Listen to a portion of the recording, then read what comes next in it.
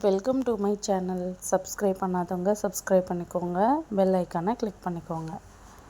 Chicken gravy எப்படி செய்கிறதுன்னு பார்க்கலாம் வாங்க.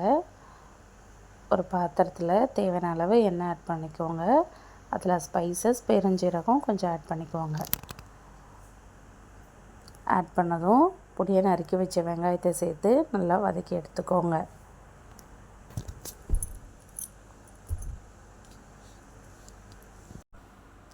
வெங்காயம் நல்லா வதங்கி வந்ததும் ஒரு கொத்து கருவேப்பிலை ஆட் பண்ணிக்கோங்க.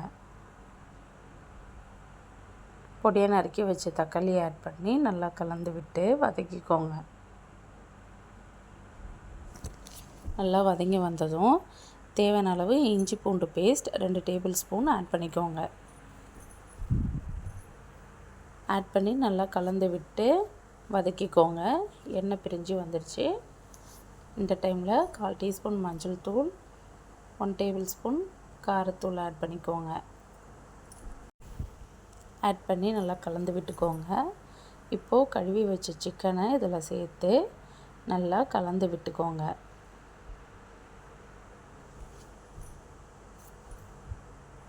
இதில் தேவையான அளவு உப்பு ஆட் பண்ணிக்கோங்க.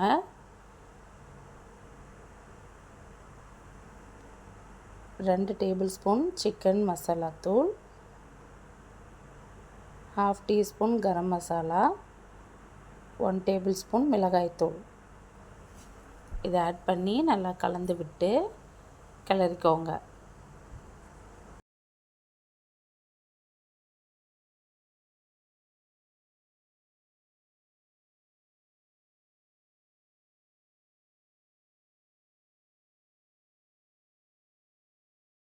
அவ்வளோதான், நல்லா கலந்து விட்டுக்கோங்க. உங்களுக்கு தண்ணி வேணும்னா தண்ணி ஆட் பண்ணிக்கோங்க. சிக்கன்லேருந்தே தண்ணி ரிலீஸ் ஆகும். நான் அந்த தண்ணியிலையே வேக வச்சு எடுத்துக்கலாம். மூடி போட்டு வேக விட்டுருங்க. அவ்வளோதான், கொத்தமல்லி இலை புதினா இலையை தூவி இறக்குனா சிக்கன் கிரேவி தயார். தேங்க்ஸ் ஃபார் வாட்சிங்.